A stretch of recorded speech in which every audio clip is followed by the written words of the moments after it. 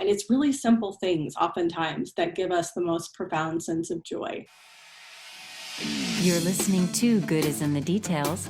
I'm your host, Gwendolyn Dolske, and hosting with me, once again, the very talented, very witty LA lawyer Rudy Salo. And this episode, we are talking about joy. Our guest is theology professor at Yale University, Dr. Angela Gorrell. I met Angela years ago through a mutual friend, and I always enjoyed talking with Angela. Her interests overlapped with mine a bit in philosophy, this notion of what is the meaning of life. And she came to that question with a theological lens. And when I saw that she had written a book, The Gravity of Joy, I reached out and asked if she would come on the show to talk about it. And she said yes. Now, when I read her book, I was thinking that I was going to get some objective meaning, some objective understanding. I was looking for a definition of joy.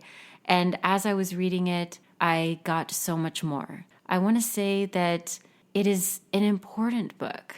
I read it in one sitting. I even cried a bit as I was reading it, because Angela in this book talks about her journey to understanding joy that started with an academic interest, but then became extremely personal. Because as she was working on this idea of what is joy, she was going through a profound suffering, a profound grieving process in her own life. And so this book is about that, about the collision of this idea with the reality of what she was going through and how she worked through these two things. It's an existential trek, and it's really a beautiful book. And I thank Angela so much for writing it, for talking about it, and for being on the show. Before we get started, I just want to thank the listeners. Thank you for the reviews. If you haven't yet, please rate and review the show. And if you are interested in more about this particular episode, I've linked Angela's website to the show notes. And if you would like to contribute to the show, you can go to patreon.com/goodisinthedetails. Okay, now let's talk joy.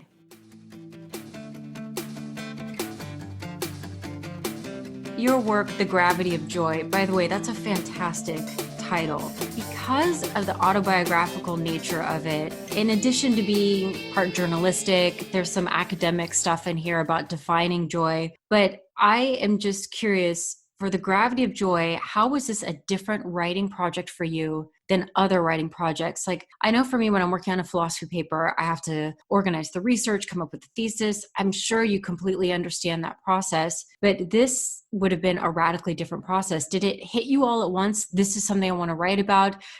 Sometimes I know with writing, it almost feels like I'm just the vessel for an idea, like it's just coming through. I'm wondering, what was writing The Gravity of Joy like for you? It was summer 2018, and I had just been working as hanging out on Wednesday nights with women at a prison, leading a Bible study. That was beginning to do something in me that really, basically for a year and a half after everything happened in my family, I was experiencing everything from profound grief to deep anger, to fear at losing other people that I loved. I became very, very fearful of death. I began, saving every voicemail, every card people sent me.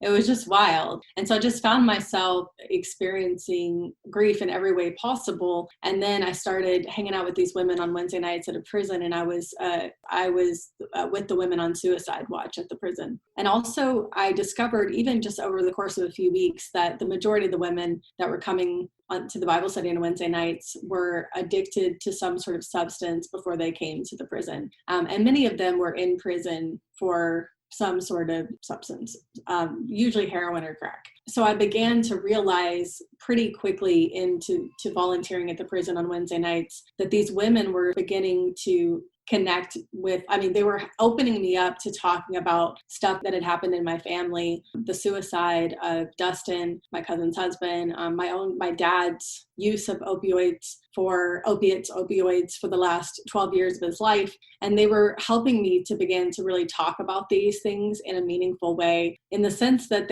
I was able to talk about them and just be angry and be sad and express things. And for that whole year and a half, I was supposed to be researching joy. And I was joining all the conversations. I was reading other people's work on joy, even when I didn't want to. And it felt absurd. It felt so strange to be studying joy while in the midst of just profound grief. And I couldn't write about it. I went to Yale really anticipating I'm going to write about joy. I'm going to write a book on joy probably. And I began constructing that outline in the first few months, but then I just let it go. And for a good year and something, never thought about writing myself about it. And then what happened was one of my friends, Willie Jennings, who's also a professor at Yale Divinity School, gave this lecture. And he said, we can make pain productive without glorifying or justifying suffering. And I left his lecture and I literally just thought to myself and for myself, I am going to make my pain productive. I'm going to try to make some sort of sense of the suffering that my family and I have experienced. And so I began writing the book more as a journal to myself and just writing stories and sharing what had happened and reflecting. And as I did that, I began to integrate research. As I did that, I started to realize a few months in that there might be a book here. I wanted to ask you, this is more of an academic question, but there's a lot of existential themes here that are in your work, the questions about despair, death contemplation. And it struck me that in reading about the notion of joy, I'm a little embarrassed to ask, but is that a theological question? Like, is that, because I'm realizing, oh, wow, in all of my studies in philosophy, we've talked about these themes, but I don't think we've talked about happiness. I don't think joy has ever been part of it. Is joy an inherently theological theme? So Adam Potke he wrote a book called The Story of Joy, and he is trained as someone who studies literature. So he reviewed this sort of etymology around joy, and it's been around a lot longer than happiness in his study of it. But I think that basically over the last couple of centuries that happiness took over. But happiness tends to be a way that we described, it's in his historical work on it, a way that we describe a calculus of materials. So we kind of look around us and we assess how much we have and are we happy? That's how it was started to be used. But yes, I would say that joy from both he traces it back to Shakespeare and some others, but definitely I think that it's a theological. And as I was studying it at Yale, I was thinking about it as a theologian. How historically have people who studied God written about joy and its experience? Where does it come from? How do we cultivate it? And so as I wrote about it, even though we had people joining the Joy Project at Yale from all different disciplines, I think we had 239 scholars from over 140 institutions that were a part of the project and that wrote about joy from all different disciplines. Mm-hmm. But certainly, I think joy from a biblical standpoint, which is why theologians have written about it so much, joy shows up a lot in the Hebrew scriptures and in the New Testament. I know, I'm absolutely loving these definitions. I see joy as the counteragent of despair. Joy often follows gratitude. Hope and joy keep despair at bay. There was another one, I'm trying to find it, but this is something I really love.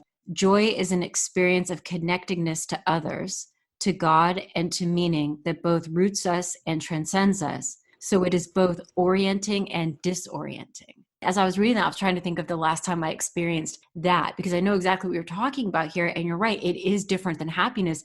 I love that. It's both orienting and disorienting. From your work, is it possible for somebody to understand the concept of joy without the theological component, or do you think that that is essential? I think it's possible to understand it because I think everyone's experienced it. Joy is one of those things that if I ask you to define it, most people are going to have a hard time defining it that haven't been a part of a project really thinking deeply about it. But if I asked you about a time that you felt joy, you could think about it and tell me. Yeah. Most people could recall an experience of joy in their life. And so then from that story, they would begin to see, I think that this is what joy is like. And usually when people recall experiences of joy, they begin to realize just by the story that they told how it is more profound than most other positive emotions, that it's sobering in a way that positive emotions generally aren't, and that it has this strange, mysterious capacity to be felt in the midst of suffering, which is why it can be a companion in the midst of suffering and a powerful counteragent to despair, is because joy, I say in the book, is not naive. it's not, the moments that I experienced joy with my family after my family members' deaths and in remembering them and in the months that followed, it's not like I forgot that these things had happened or I put that even aside, but it's that somehow mysteriously it was actually, I was able to think, okay, yes, this happened. Yes, my dad is no longer, here with me. But at the same time, I was able to find joy in a particular feeling or memory related to him. And the same for Dustin and the same for my nephew, Mason. Yeah, I was thinking just so that anybody who, let's say, is not of a particular faith, that there's still so much to gain from this kind of a discussion. I'm taking everything in particular, if I ask you a question about what actually brought you real joy, for a second there, I kind of stepped into the shoes of somebody. She was asking that question, and I was actually answering that question. So if I looked pensive or contemplative, I'm just going to assume you thought about podcasting with me, and I'll just say thank you. Or no, and you're welcome. That is, I'll say you're welcome. In a funny way, you're right, because I feel like we do this. One of the reasons why we do this, one of the reasons why we do produce this podcast is obviously you're a professor and you want to teach your students and you want to give them a fun new, 2020 version of trying to grasp philosophical concepts and use them in everyday life. What you're trying to do is help people. And so I always connect, the only thing I can connect to like true joy is when I'm helping people. So yes, the answer to your question is doing this podcast does bring me joy because I do feel like we're helping people. So there you go. How about that? Well, let's see, to get into some of the theology, something that struck me was your mentioning of the book of Job, and that I wanted to know what your understanding of it was. So maybe for our listeners, if they're not familiar with the book of Job, I've always been intrigued by the book of Job, this idea of everything being taken away. Because I was thinking maybe this is an explanation of when people were pondering, how do you explain somebody who's living well and they suffer? How is that explained? And so the book of Job seemed to me as a way to offer some sort of peace and explanation. So I would love to know what your take is on that. So scholars have debated for centuries what Job means. So I definitely will be coming at this from a personal wrestling with it. The thing for me, the reason why I think the Bible is fascinating among so many other books that we all read is that there are numerous stories in it that people have wrestled with for centuries, trying to make sense of life. I love the Bible because for me, it is refreshing to see a bunch of people who are stumbling through life, trying to make sense of it and wondering, hey, God, are you there? And is there a bigger story being told here? Is there something more? For me, that's at the heart of the stories in the Bible. And the story of Job, which is one of the oldest, if not the oldest, people debate that in the Hebrew scriptures and thus in the entire Bible, one of the oldest stories, is of this person who loses everything. And he's crying out to God. And I note it in the book that there's this moment when he's asking God, basically begging God to help him, pleading, for God to make sense of things. And God starts telling Job about all the things that God has done. And basically he says, do you know about this? Do you know about that? And I say in the book, do you know where the mountain goats give birth? Because God is, basically essentially saying, I know all these things. And helping Job, there's a sense that God's ways are higher than Job's ways, that there's something that God maybe has access to or knows that Job doesn't. But it's almost as if I can imagine Job looking at God and being like, yeah, I get it. I know you know more than me. That's why I'm coming to you. And so for me, the story of Job really is hard to make sense of on its own. For me, it's the entirety of scriptures, Hebrew scriptures and the New Testament that helps me to make sense of it personally. On its own, standing alone, it's about a guy who's wrestling with suffering in his own life and trying to make sense of it, who cries out to God. So I relate to Job just on that. Like, I've suffered, I know what it is to cry out to God and to try to understand it. When I look at it in the scope of the entire Bible, what I see that really is interesting to me is the great Dr. James Cone. He says that the Bible is not about why suffering happens. It's about God's response to suffering. What does God do in light of suffering? to me, that's a helpful thing. And so I try to spend my life as Angela Gorrell trying to not ask like, why is suffering happening, but where is God in the midst of suffering? And then the other thing that's really helpful to me is something that Mike Petro, one of my friends, said to me once casually, but he has a doctorate in mythology, but he says that the only answer to theodicy is theophany, that the only answer to suffering is the very presence or the manifestation of God. And I think that that's, to me, what the Bible suggests, and I can live with that. What are your thoughts about when you are suffering, when things do go really tough, or there's been some deaths, or when you're really down on your luck, that is the time where you tend to pray to God, or that's when you turn to God, or you really ask for help at that time. But when things are going well, let's say you're filled with joy, maybe you forget about God. I'm not naming names, but let's say, I suffered from that and I feel some guilt about that. I'm just curious, is that out of the norm, or is that kind of, just a normal part of the human experience that you found as a theologian? Yeah, I mean, I think that it is a normal part of the human experience. I think part of what I realized in this book, in writing it, though, is that just because when we're experiencing joy and we're rejoicing over something, that can be in response to God's goodness. Even if we're not intentionally being like, God, I thank you for this, or I rejoice over this in recognition of, and like your presence or something like that. I think that joy is, because joy is God, because joy is like what we get from participating in the joy of God, that to express joy is to be in God's presence. It is to give ourselves over to it, is, to be connected with God, whether we're being really intentional about it or not. I think that's the gift of joy. So every time Gwen says thank you to me, she's really tapping into, she's being godlike there, because there's so much joy. Look at her face. Look how much joy there is on her face right now. So that's just what you're saying, is without her thanking God, when she's thanking me, she's really, dealing in a godlike kind of thing, is what's kind of like an on. oracle. I think that's what you're saying. I'm more like an oracle. Yeah, kind of. Yeah. Yeah. But without the cookies, like from the Matrix. Right. So you're being, you're praising God whenever you say thank you, Gwen. This was something that, I'm still really thinking about your writing process and going through this.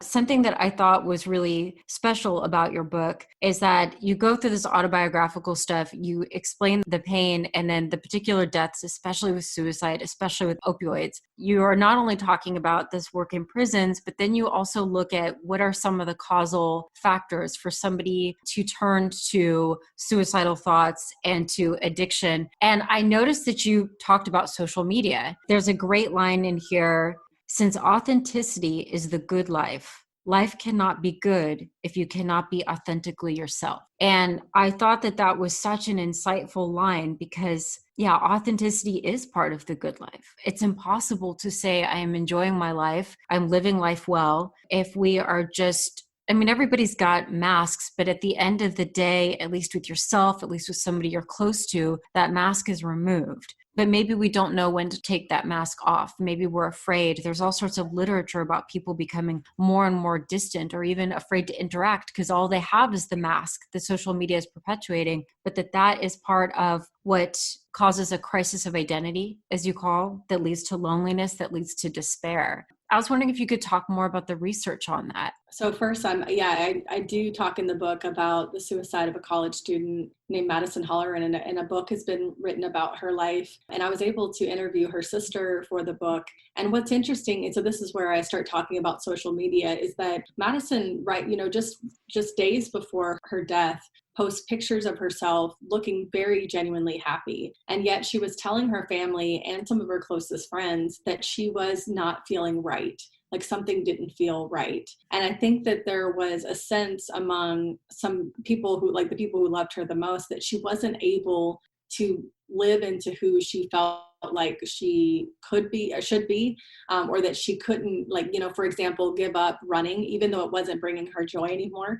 That to give that up would be to fail the people who had brought her to the University of Pennsylvania to run there, and all these sorts of things. And so she began to feel that she had to choose between doing what other people or something. It's hard, it's all conjecture really, because Maddie's not here to tell us, but there seems to be in the people who knew her best, there was some sort of disconnect between who she felt like she really was and what she was having to present to the world. And I think many college students, many young people today, especially between ages of 18 to 25, feel that pressure. Donna Freitas has written about this in The Happiness Effect, her book, where she went to 13 college campuses. And she asked college students about their experiences with social media. And she found over and over again, college students saying things like, I feel like I have to post that I'm happy all the time. I feel like I have to be successful all the time online. I feel like I can't share about my mistakes or my failures. And so we're seeing in the research that young people do feel a tremendous amount of pressure to present a certain self online that's a brand, a brand that's really successful and happy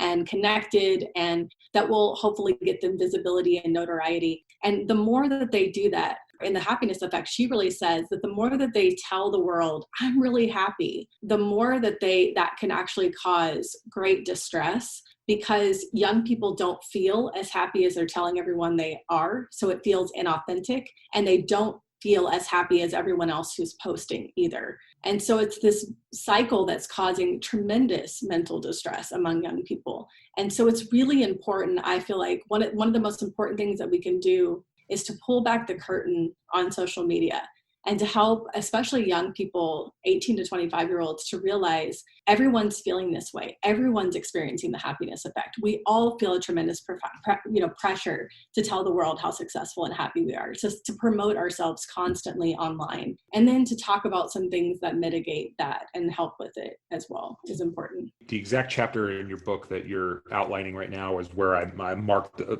lot of your book spoke to me, but this particular chapter spoke to me a lot in light of our very recent conversation, Gwen, with Aaron about social media and the social dilemma. Angela, have you seen that film? And I'm really curious about, especially with what you wrote in your book and what you've cited from your other book, Always On. You're identifying these issues. What were your responses to the social dilemma? And what do you personally think? What's the answer? Should there be government regulation?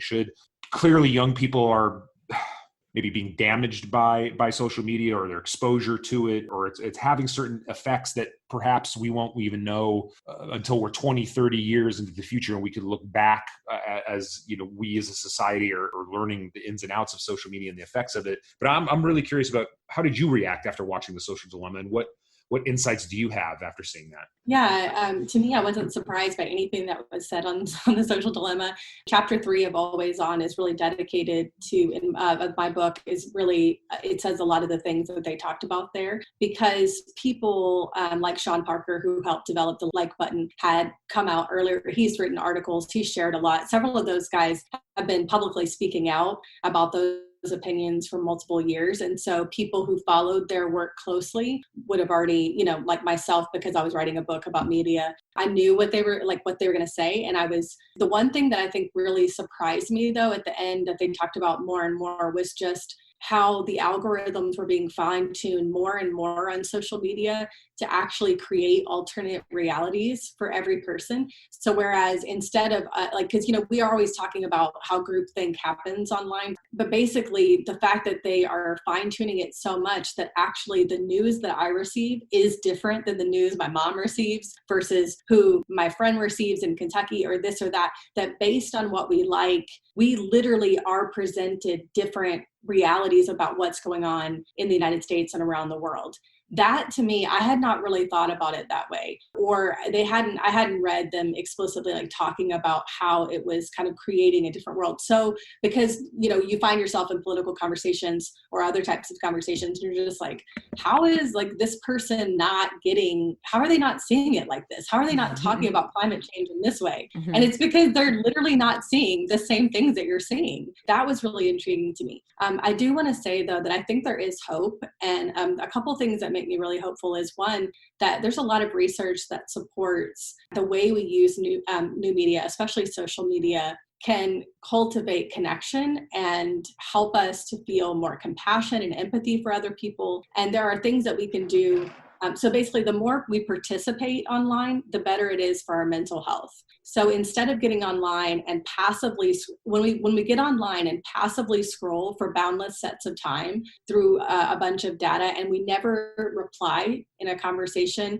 we never post ourselves, share what's happening in our lives, share a story, the more likely it is that we're going to feel anxious or depressed or lonely when we're in social media spaces. The more we participate in conversations, celebrate with people who are celebrating, replying to people, messaging to people, sharing what's happening in our life, the more we spend our time in active use of social media, the more likely it is going to help us to feel connected to other people, to help us to learn and to help us to feel more loved and like we're loving better. So there's actually a way of using it that can mitigate mental distress or increase love and connection. And I agree with that. The times when I get into some funny rants on Facebook with some old high school friends or other people, I get joy from that because I can tell people think I'm super funny and it's the cat's out of the bag that I'm this hilarious person. I get no laughter from you. Okay, that's fine. However, the double-edged sword there is there's a lot of haters online, right? There are people that live to just talk trash to people. They feel protected in their little tech bubble in their home or in their little cellar or wherever they are, and they'll just say nasty things online. Obviously, for that individual, they're just a bad person. I'd like to just say, oh, well, that's just a few bad apples, but there's just tons of haters out there. And you could see on The Social Dilemma, one of the most memorable scenes is when the girl posts her picture and then she starts getting nasty comments about her ears, nasty comments about her face, nasty comments about suicide. It's like, I could also see how it's also a window into, really weak bullies to feel protected to say terrible things. And so I guess I don't have a fix for it. Like, I really don't. Like, do we not allow kids under the age of 18 to have any social media? I don't know what the fix is. I'm curious, you being who you are and really educated and writing about this and truly knowing about it, do you have any ideas about which direction parents like me with very young children and Gwen and other people, how we should expose our children to social media in a positive way, knowing what we know now? Like, I'd love to hear your thoughts on that. Yeah, I oftentimes when I'm talking to groups of parents, I compare social media to cars. When you are introducing your child to driving a car, you do it in a very specific way. So you decide an age when you're going to introduce them to driving. And for some people, it's 14 in a parking lot or 15. Others, like, I'm actually going to wait till right on the dot 16, or whatever. And I remember when I learned to drive, my mom took me to a parking lot and she was in the driver's seat and I watched her and she said, this is where you put your hands on the wheel. This is how you look in the mirror. She showed me what to do. And then we switched places. And it was in a relatively safe, empty parking lot. And then she watched me try out all the things that she had just taught me. And then when I started driving on my own, she would let me have the car for particular amounts of time. And she would ask me when I got back, how did it go?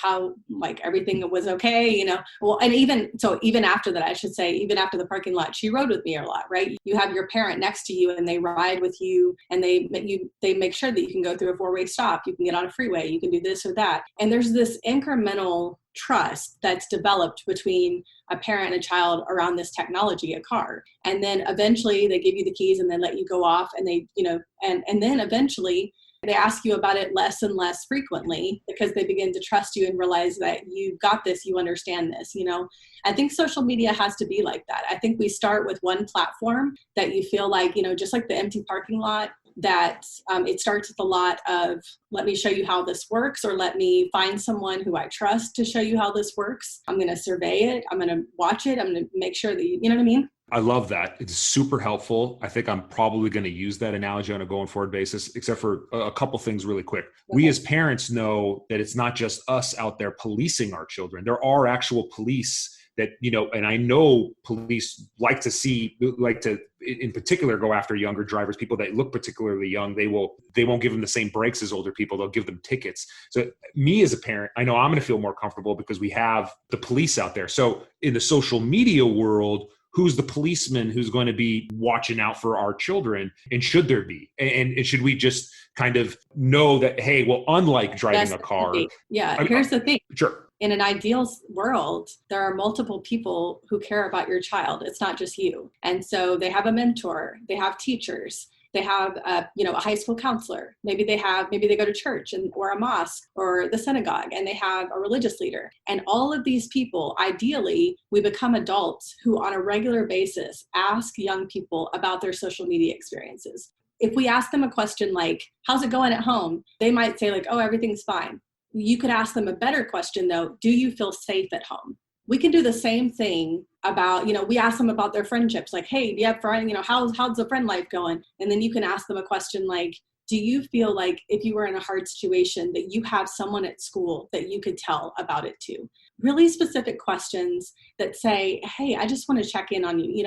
We need to do the same thing about, just like we ask questions about young people's physical settings, their experiences there, we have to ask them about their digital experience. Hey, have you ever felt sad when you've been online? Why? What happened?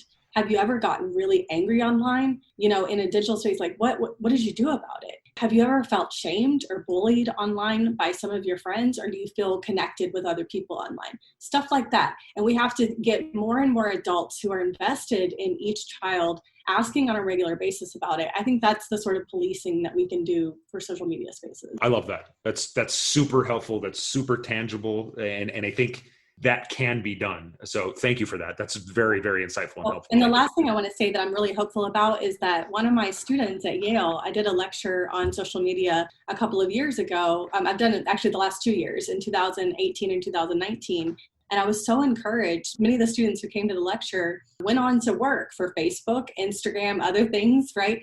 One of my students emailed me recently and said, I'm working at Instagram right now, and I just want you to know, these are some of the things that we're doing. I read your book, Always On, and he said, and so it's really encouraged me to think about, are we developing this digital space for human flourishing or not?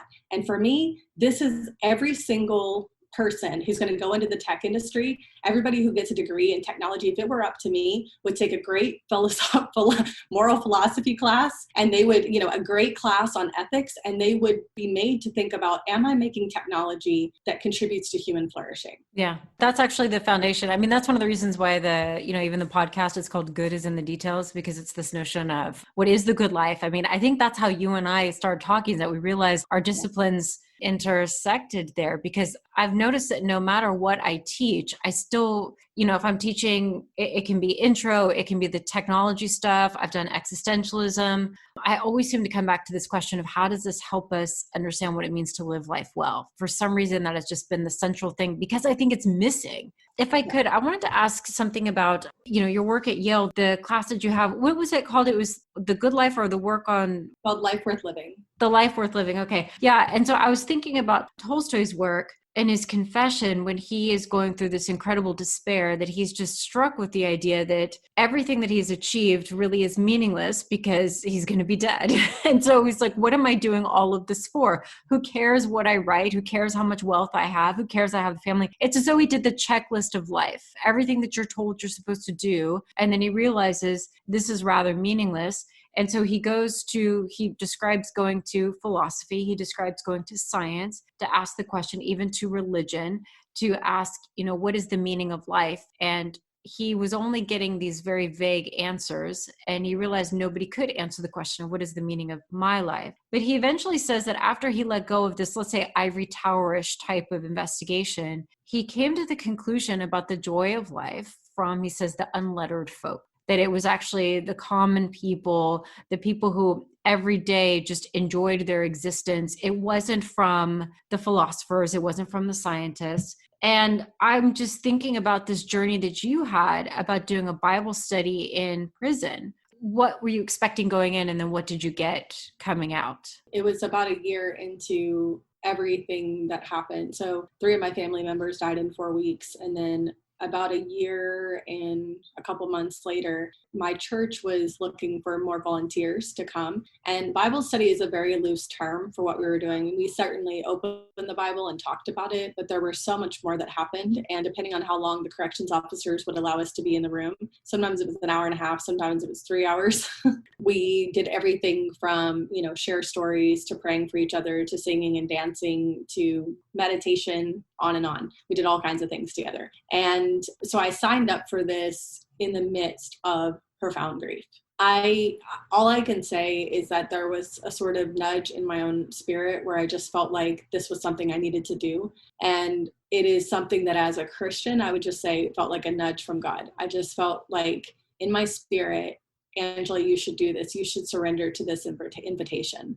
And so I did. And it made no sense because I had not prayed myself really earnestly for a very long time at that point. I mean, for me, as someone who is like, been a very faithful person, like a person like who prayed faithfully most of my life and stuff like that. It just was so strange to just have these months where I just stopped praying or feeling like, God heard me anymore. And so it was strange to say yes to this invitation. And yet it just felt like I was something I was supposed to do. And then in the weeks, like I said at the beginning, a few weeks into it, I just began to realize that these women were going to help me to understand my family members' pain and the sources of their suicidal thinking and their use of substances to escape and numb pain. I began to understand the sources of their pain. I began to understand the relationship between pain and violence and cycles of, abuse and trauma in people's lives, how that, often lands people in prison. And I just realized that these women were in their honesty about what they had been through, because so many of them began to open up, over the months about what they had experienced, everything from domestic violence to child sexual abuse to neglect. And many of them had been in foster care or lived in a group home, or several of them in and out of foster, different foster homes their whole life. And I just began to realize how this place that I was entering into every Wednesday night was not so much a prison as it was a sober living house. And then a mental health hospital. It was being called a prison, but it was a place, a holding space for people experiencing significant mental health issues or really just needing a place to sober up. There's one really powerful, something that just really got to me, where you're with the women and you ask them, they all have Post-it notes. And you ask, what do you want God to do for you? And then they can write down on the notes. And you write, we often struggle to name our deepest needs. So the women write this down. And I mean, you describe it so beautifully about to get down and to pray about it. The floor is dirty. You get down on your knees anyway to pray after everybody's written down what it is that they want. And when you open your eyes, you realize everybody is praying. And it's a really beautiful thing. I am stuck on this idea of why is it? Why do we struggle to name our deepest needs? I think that that's really true. Maybe it stuck to me because I remember maybe it was about 3 years ago. I was at a small dinner party. It was around the holidays, and the woman hosting the party, next to our dinner plates, she had a few small sheets of paper and a pen and then a little box. And it was the end of the year. And so she said, write down what you want for the next year, for the new year. And I wrote down on the notes all the things are like my classic goals. Like I want to, have published this much or do that. Like they were all the same. And I remember I had one sheet of paper left and I was like, I'm done. And then she said to everyone at the table, write whatever you want, whatever it is that you want, as if there were no obstacles, write down what you want. And I remember picking up the pen and being afraid to write what it was that I wanted. I remember that. And what I wrote down was that I would like to have a child. That's what I wrote down.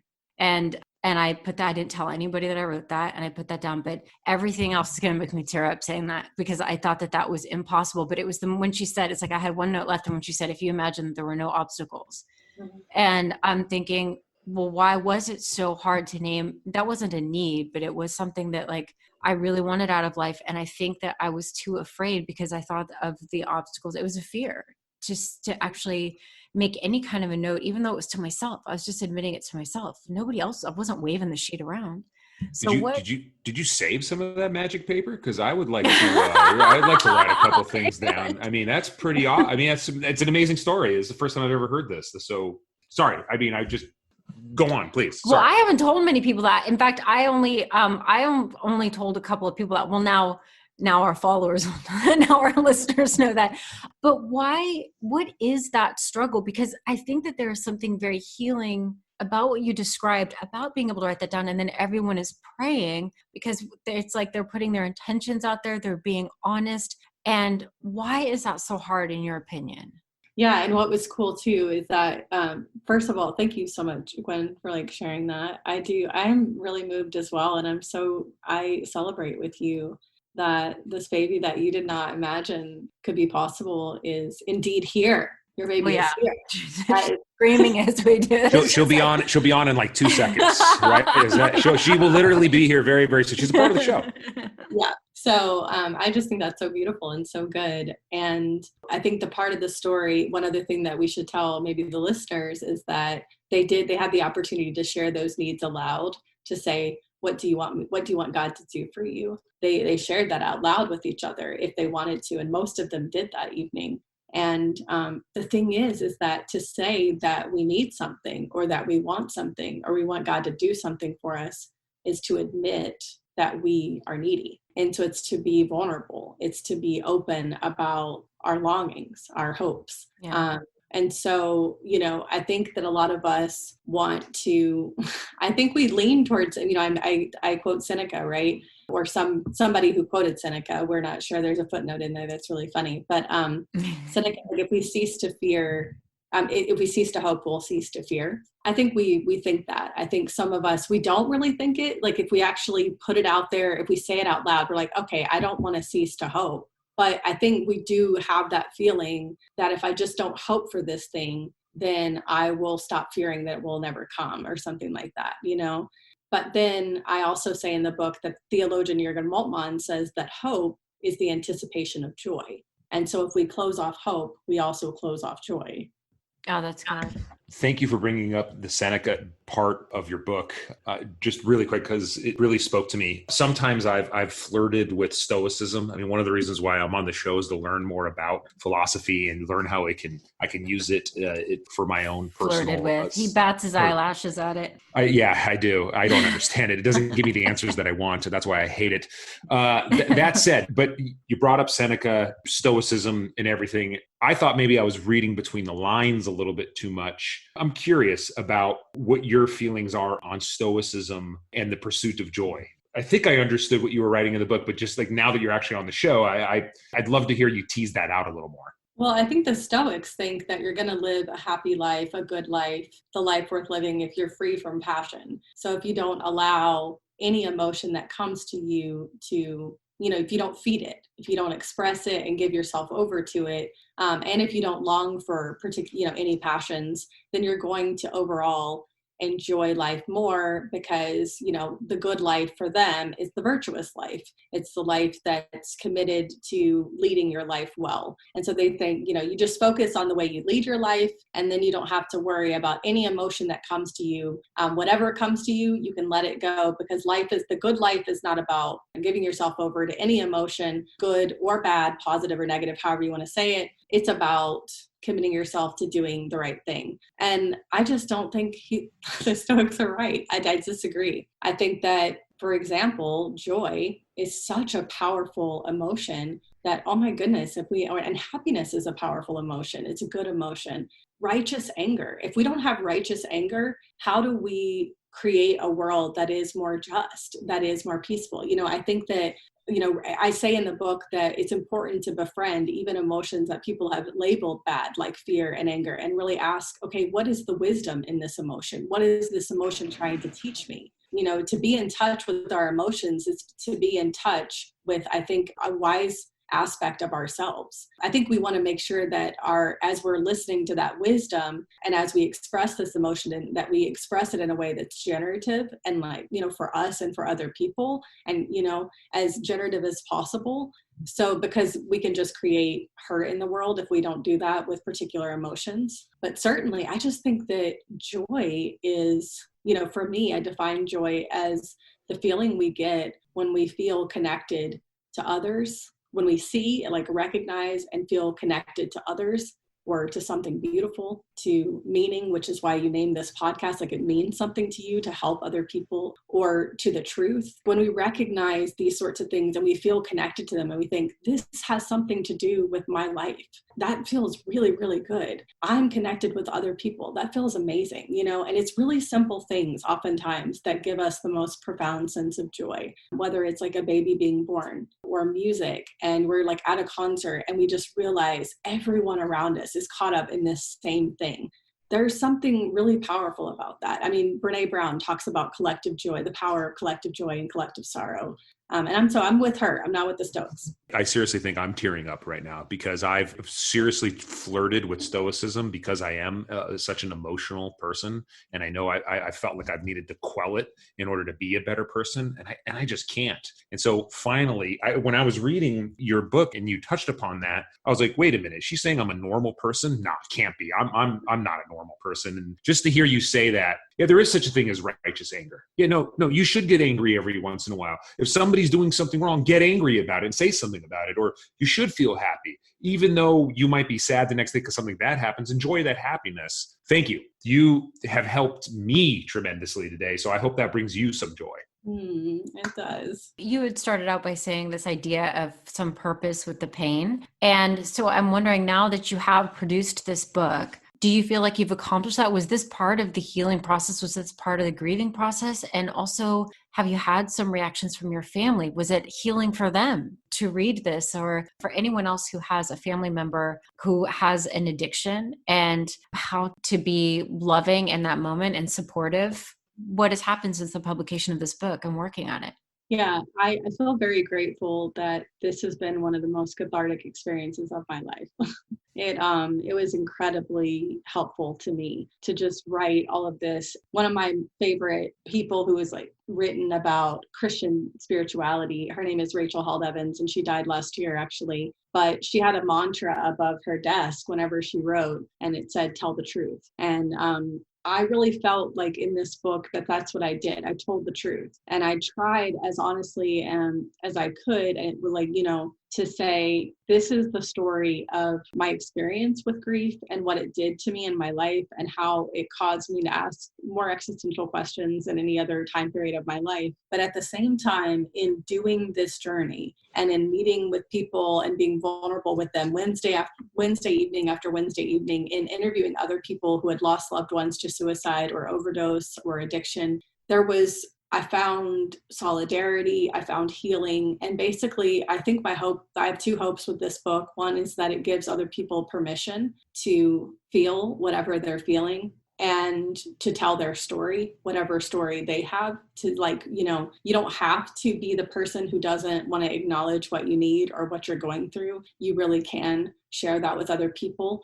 And oftentimes you will find healing in that honesty and in that sharing. That's really surprising and beautiful.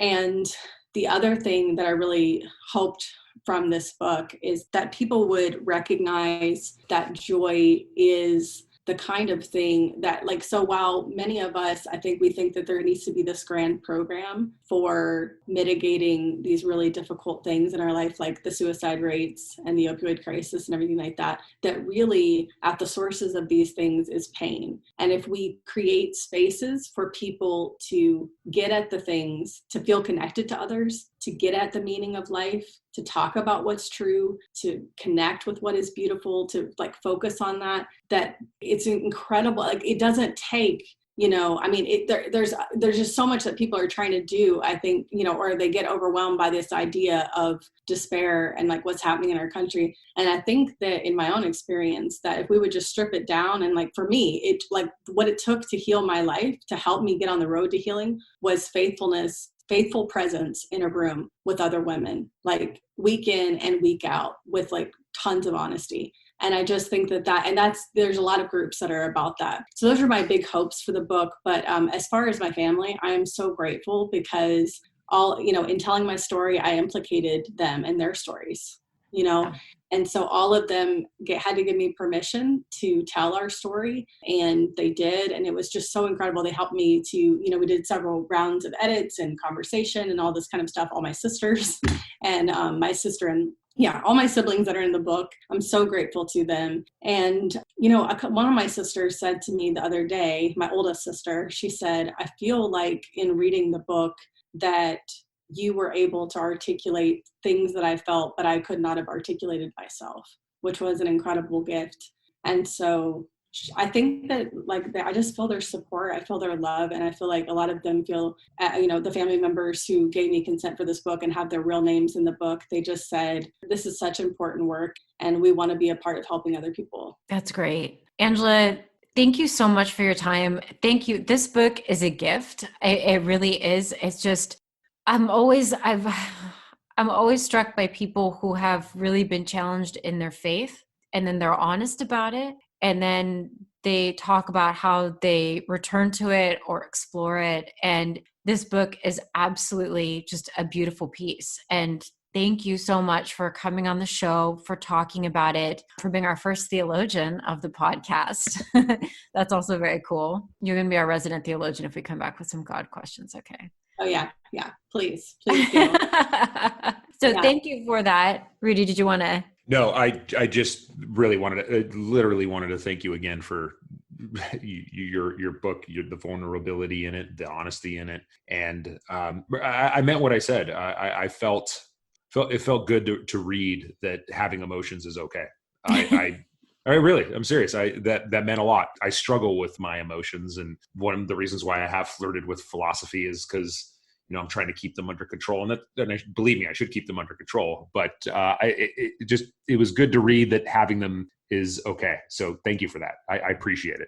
Oh yeah, you're welcome. And it's so interesting. I'm actually I cry a lot when I feel other people's, I think, experiences and pain really deeply. I really empathize with people a lot, and so when other people cry, I have a hard time not crying with them and being genuinely moved by people's, especially their really difficult experiences. And so, but then my Miroslav Volf, who was my boss, an incredible systematic theologian at Yale, he said, I think that there are people who have the gift of joy, who are generally, just genuinely joyful people. And they just kind of have this joyful characteristic, and he was just I think there are also people who have the gift of tears, and they really are both gifts. That it's an important thing for the world to see, there are times when people actually need to know that what they're going through moves you too, because it helps them to realize, oh yeah, I'm not, this is not weird for me to think that this is sad or hard. I'm not being delusional here, that what's happening actually is very painful and very hard. And empathy just goes such a long way, I think, especially in the kind of moment that we find ourselves in right now. Thank you so much to both of you for reading The Gravity of Joy. Thank you for reading my story and my family's story, and for honoring it today with your questions and your time. And where can people find you if they have questions from this podcast, or how can people get in touch with you? Yes, I have a website, angelagorrell.com. So that's ANGELAGORRELL.com. So angelagorrell.com. I am a professor at Yale University, so you can easily Google Angela Gorrell and you can find me, my email, and all that stuff. So I welcome people to contact me there. Yeah. Okay. Yeah. And we're going to have to, now, Rudy, we need to read Always On. Now we need to read that and then do another pod with her. We really should. I am going to read it, and because I do think it's a huge topic. I do think that the issue of social media and being always on is something that me as a parent needs to be fully aware of, because I don't think social media is going anywhere. I need to learn how to live with it and properly use it in order to help my children with it. So I would love that. I think I want to be better at it. Angela, will you come back to us? Yeah. Okay. I was like, you and I can set this up, Rudy, but we need to make sure the guest is still interested. That's awesome. Okay. Well, Angela, thank you so much. And just loved talking to you. And thank you. It's good to see you. It's good to see you too. Bye. Bye. Thank you so much for listening. If you have any questions about this episode or any other episodes, you can get in touch. goodisinthedetailspod@gmail.com. You can support the show at patreon.com/goodisinthedetails. And you can reach out on Instagram, goodisinthedetailspod. Okay, I hope you're still wearing your masks. socially distance, taking care of each other, and until next time, bye.